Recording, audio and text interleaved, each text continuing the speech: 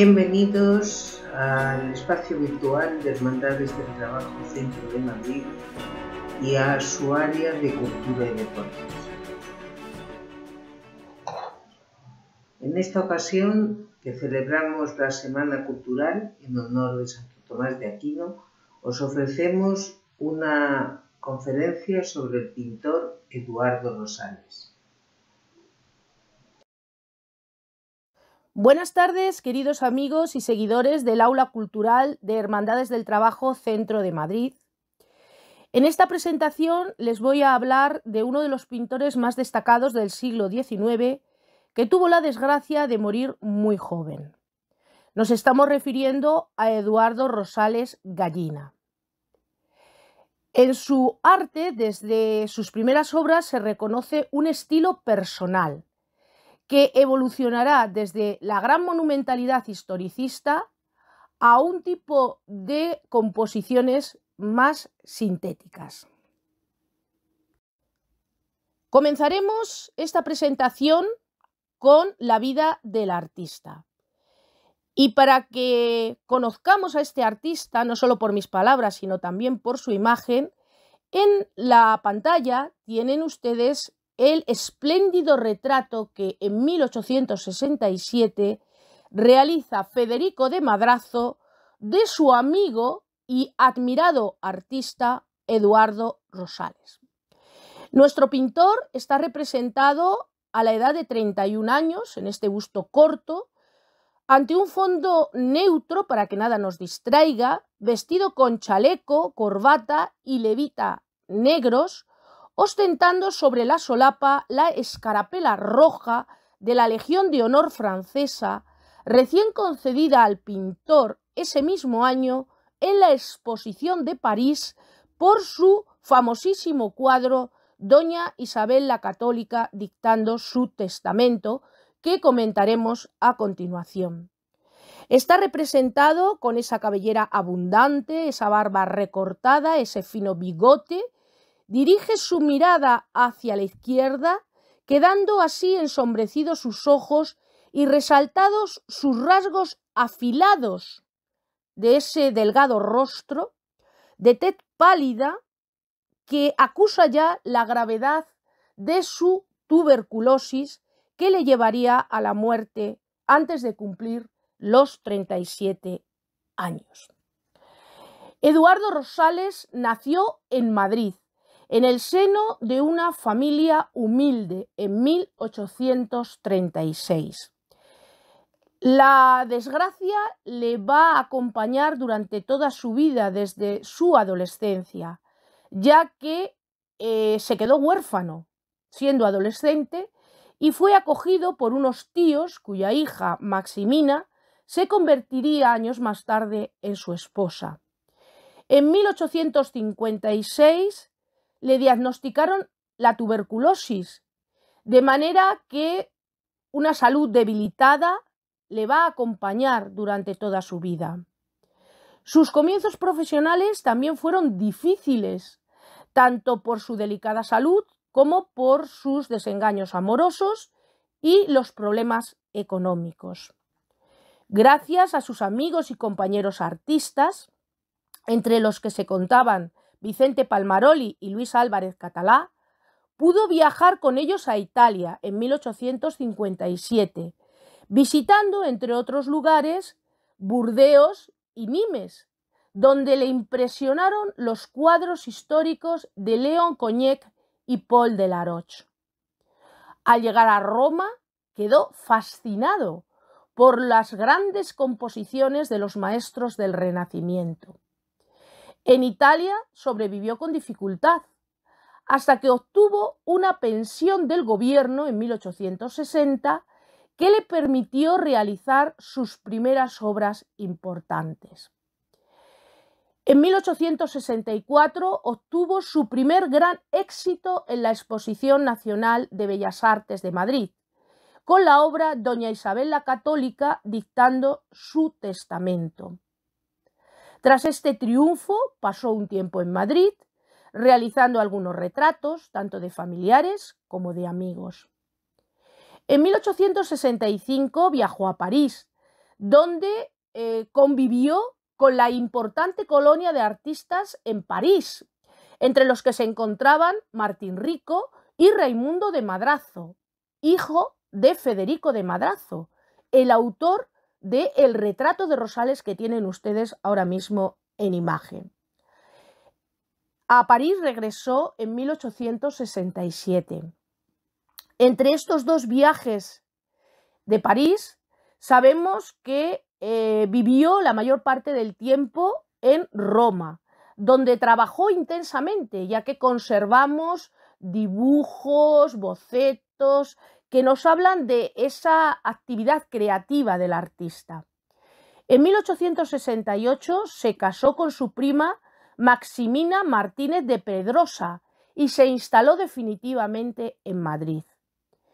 En esta época recibió importantísimos encargos, tanto de lo más destacado de la sociedad española y madrileña del momento, como también de temas de carácter religioso, e incluso el gobierno también le hizo algún encargo.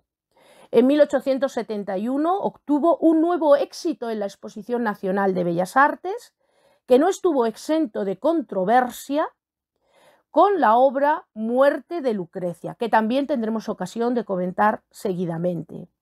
Pero la polémica no impidió que fuera propuesto como primer director de la recién creada Academia de España en Roma en 1873. Pero este cargo no pudo llegar a ocuparlo porque le sorprendió la muerte.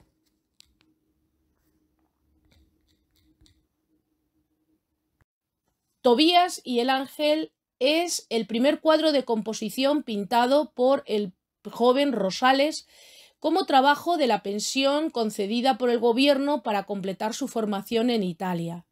Lo comenzó en 1858, al poco tiempo de llegar a Roma, y sabemos que fue una obra que le costó mucho llegar a concretar exactamente qué era lo que quería pintar y cómo lo quería pintar.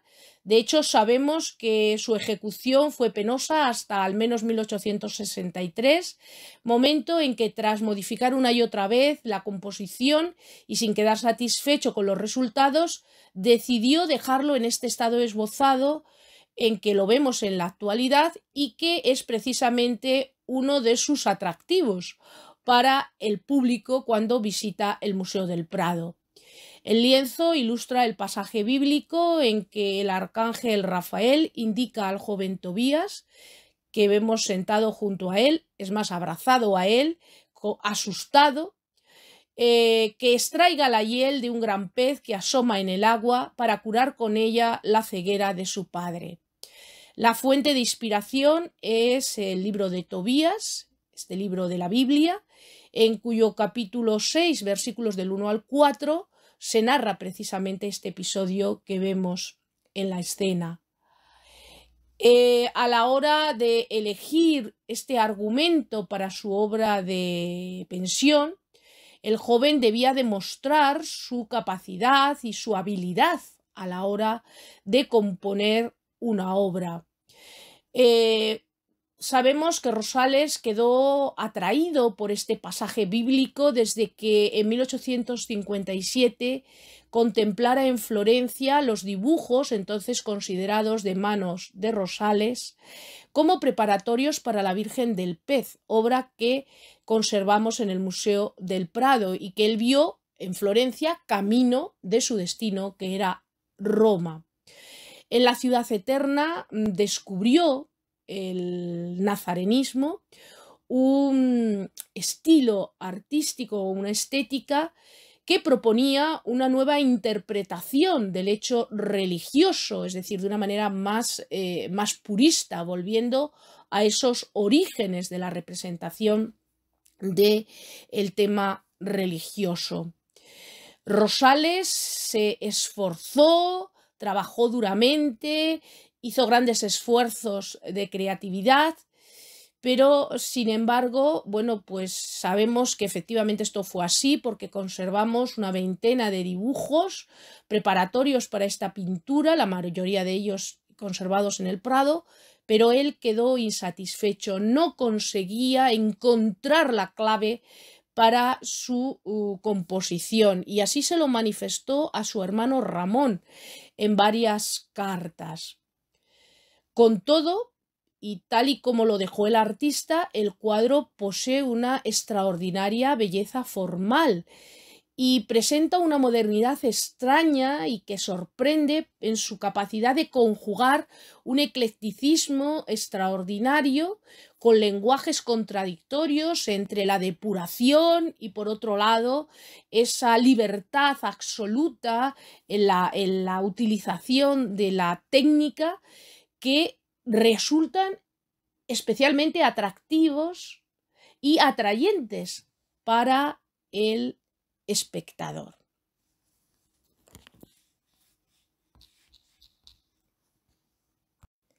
Este delicioso retrato representa a Maximina Martínez de Pedrosa. La joven contaba unos 21 años y está retratada tiempo antes de su matrimonio. En él, Rosales aborda y plasma con gran libertad sentimientos de ternura y amor hacia Maximina. La retratada está presentada sobre un fondo oscuro y está representada de busto, en un ligero giro a la derecha. Viste de azul con los hombros cubiertos por un tul negro transparente y está presentada con el cabello recogido. Desde el punto de vista estilístico, manifiesta una influencia de Velázquez. Resalta esa técnica rápida y suelta de ejecución que combina con elementos de mayor modernidad, muy próximos a artistas como Manet o Degas, especialmente en la capacidad para plasmar los objetos, como por ejemplo la textura y transparencia del tul, la flor del escote o la hebilla del cinturón.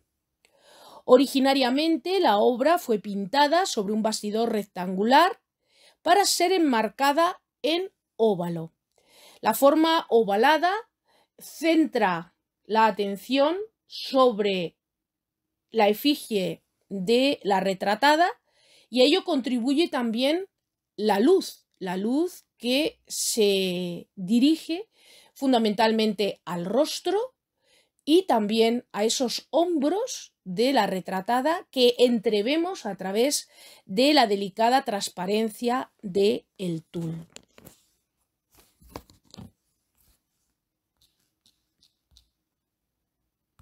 Doña Isabel la Católica, dictando su testamento, está considerada la obra cumbre de la pintura de historia del siglo XIX, ya que marcaría una decisiva transformación en este género en España. Este famoso cuadro fue presentado por Rosales a la Exposición Nacional de 1864, donde fue premiado con una primera medalla, que supuso el reconocimiento de su autor en los círculos artísticos oficiales y una verdadera convulsión para los pintores españoles de su generación.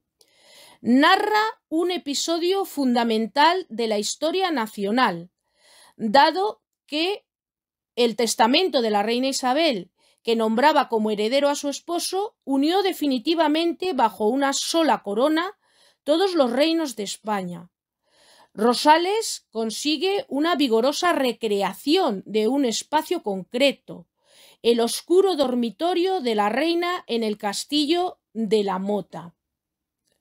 La moribunda reina Isabel, que nació en 1451 y murió en 1504, aparece tendida en su lecho, cubierto con un dosel y rematado con el escudo de armas de Castilla. Su cabeza está recostada sobre dos altos almohadones y tocada con su característico velo sujeto al pecho por un broche con la venera y cruz de Santiago. Ordena con una indicación de su mano la escritura de su última voluntad, que dicta al escribano Gaspar de Griccio, sentado ante su pupitre junto a la cama.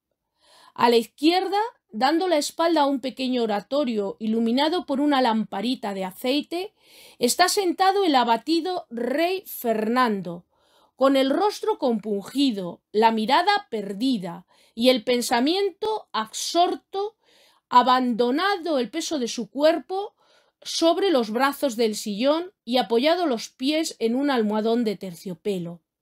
En pie, junto a él, está su hija Juana, con las manos enlazadas y la mirada baja.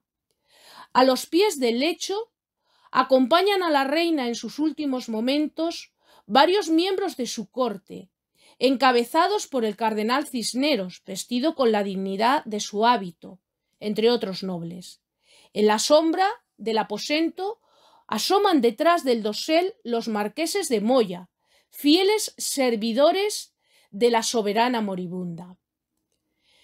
Como se ha indicado, esta emblemática obra maestra de la pintura española supuso la reafirmación de la personalidad artística de Rosales en la gran tradición pictórica del Siglo de Oro, encarnada fundamentalmente en la obra de Velázquez, provocando a partir de ese momento en Madrid una auténtica revolución estética en el panorama artístico de su tiempo y el radical cambio de rumbo en la evolución de la pintura española del siglo XIX. Así, a partir de esta obra, la mayoría de los grandes pintores españoles del siglo XIX volverían sus ojos hacia este realismo atmosférico del mundo velazqueño, de paleta reducida, que marcaría de una manera muy especial a los compañeros de generación de Rosales que vivían junto a él en Roma. La conquista fundamental del nuevo realismo instaurado por Rosales con esta pintura fue su especial sensibilidad para captar en los rostros de los distintos personajes asistentes al acto los matices más sutiles de sus sentimientos interiores, así como la particular reacción de cada uno de ellos ante las palabras de la reina, en las que se iba desgranando pausadamente nada menos que el futuro del trono de las Españas, porque hemos de recordar que a través de el testamento de Isabel la Católica se unía en la figura de Fernando los dos reinos, el reino de Castilla y el reino de Aragón.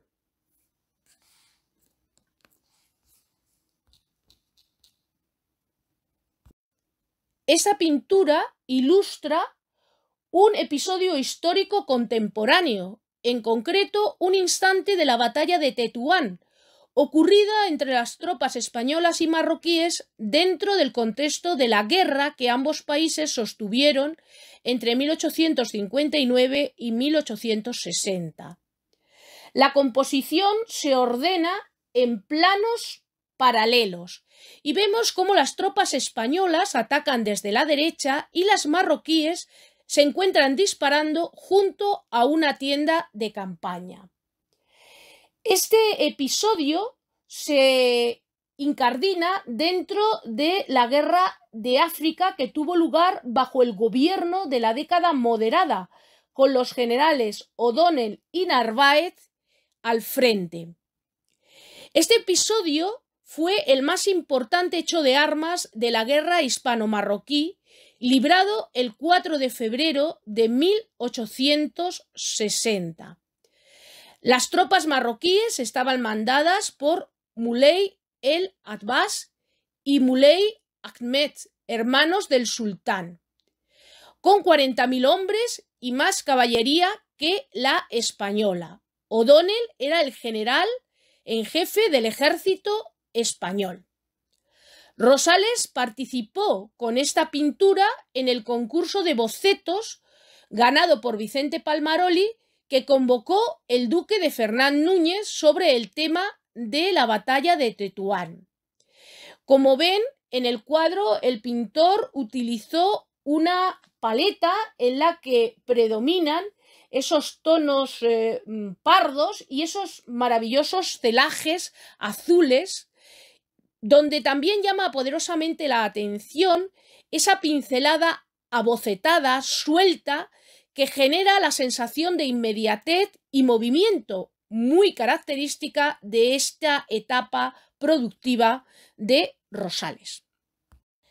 Esta escena, presentación de Don Juan de Austria ante el emperador Carlos V en Yuste, es una pintura de historia de pequeño formato, que anticipa lo que será la pintura de gabinete con escenas históricas de considerable éxito entre los burgueses a finales del siglo XIX.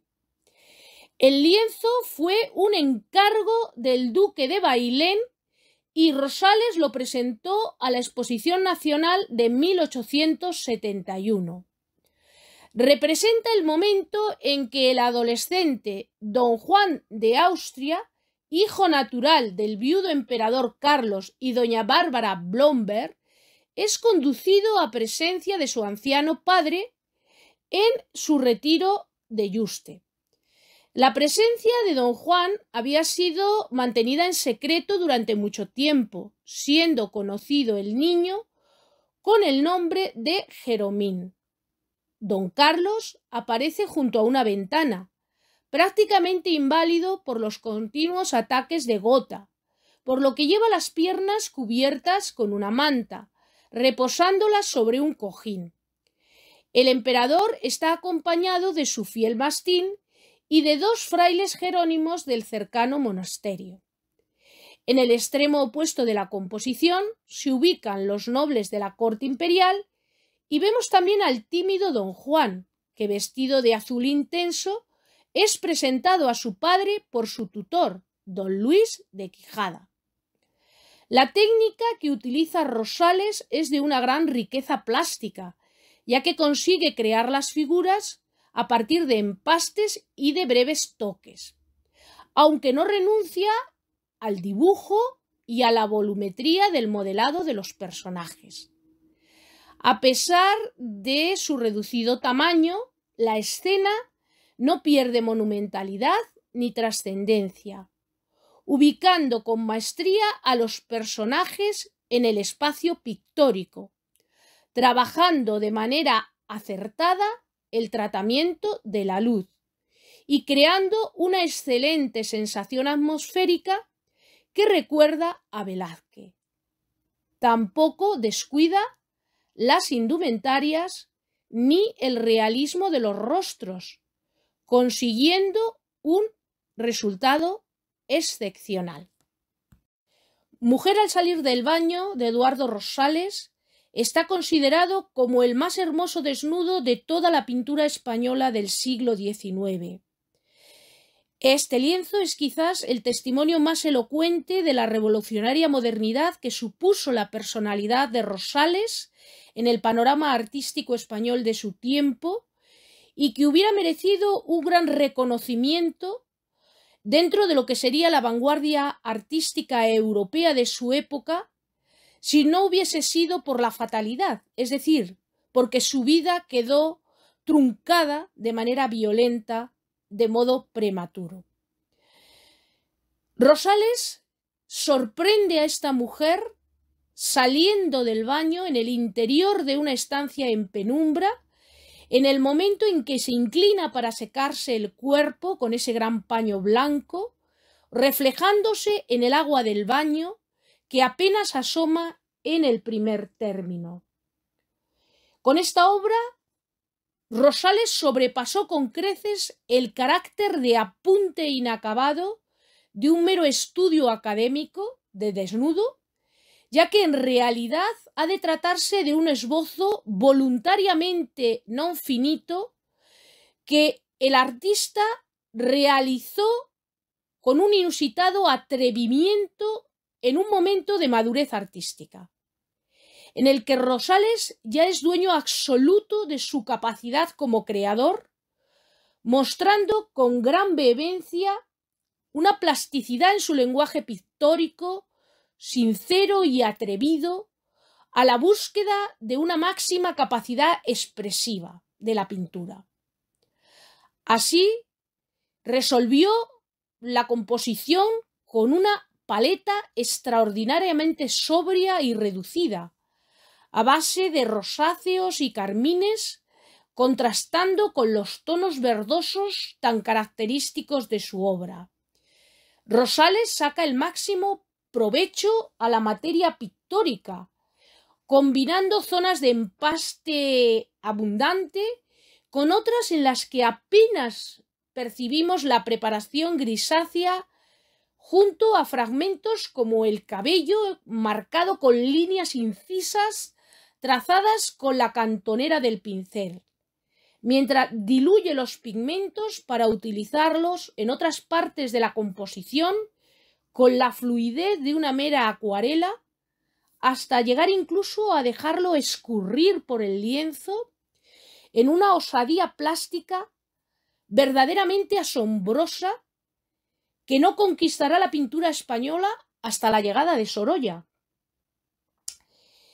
Llama la atención la sencillez de la composición, en la que el luminoso cuerpo desnudo de la modelo se encuadra perfectamente en su entorno espacial, sugerido apenas con unas líneas en las que vemos esa capacidad de síntesis de Rosales que supone entre los pintores de su generación una auténtica revolución y que va a marcar decisivamente el camino de sus contemporáneos españoles hacia la pintura moderna. La obra fue pintada en Roma en un solo día, fechada en 1869, y parece ser que la modelo fue Nicolina, modelo habitual del pintor, si bien, también se puede ver que la figura guarda cierto paralelismo formal con alguna escultura del escultor alemán Reinhold Vegas, titulada Bañista, y que realizó también en 1861 en Roma. Sea como fuere, estamos ante una obra maestra, una obra extraordinaria y un punto de unión con lo que será la modernidad en el arte español. El retrato de Ettore Pignelli está considerado como una de las grandes obras maestras de Rosales en esta especialidad y ejemplo excepcional de la retratística española del siglo XIX. Está realizado con una extraordinaria proximidad hacia su modelo, al que despoja de cualquier elemento accesorio que distraiga la atención para concentrarse en la estricta figura del músico. Construida con una rica materia pictórica y un lenguaje plástico libre y sincero con el que define su volumen y su presencia monumental, a base de grandes planos, entonándolo con una paleta cálida muy escueta entre ocres y pardos.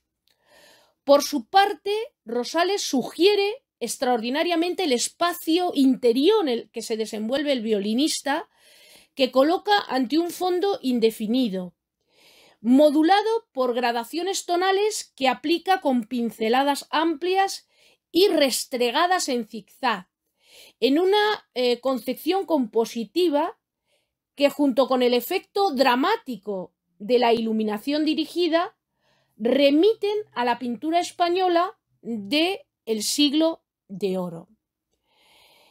El violinista, compositor y director de orquesta Ettore Pignelli nació en 1843 en Roma, donde comenzó sus estudios musicales con su tío Tullio Ramaciotti, que luego completaría en Hannover. Desde su juventud destacó como virtuoso del violín, siendo instrumentista preferido del compositor Franz Liszt. En 1869, año en que Rosales le pinta este retrato, fundó junto a Giovanni Sgambati una escuela de piano y violín que sería el germen del futuro Liceo Musicale de Santa Cecilia, del que sería catedrático de violín. También fue fundador y director de la Società Orchestrale Romana entre 1874 y 1898. Fue especialmente aclamada su interpretación como director del Stabat Mater de Rossini. Como compositor destacan una sinfonía, una rapsodia italiana para orquesta y un cuarteto para cuerda. El retrato, por su inmediatez, por su sinceridad, muestra elocuentemente la amistad que existía entre el músico y Rosales. Además, vemos cómo el músico está retratado de 3/4 a la edad de 26 años. Posa casi de perfil, volviéndose hacia el frente para dirigir la mirada al espectador. Viste traje negro con corbata y sostiene en las manos el instrumento de su profesión que coge por el mástil. Su rotunda figura, de una extraordinaria presencia vital, está fuertemente iluminada desde la izquierda, recortándose ante un fondo neutro que sugiere ese espacio interior en el que hemos dicho que está retratado el personaje. Aunque Eduardo Rosales no está considerado como uno de los grandes retratistas del siglo XIX, no es menos cierto que este retrato de Concepción Serrano es una obra maestra por su valentía y modernidad a la hora de interpretar la lección de Velázquez y Goya en este género. Es un encargo importante para nuestro pintor, dado que la retratada era la primogénita y predilecta hija del general Francisco Serrano y Domínguez, duque de la Torre.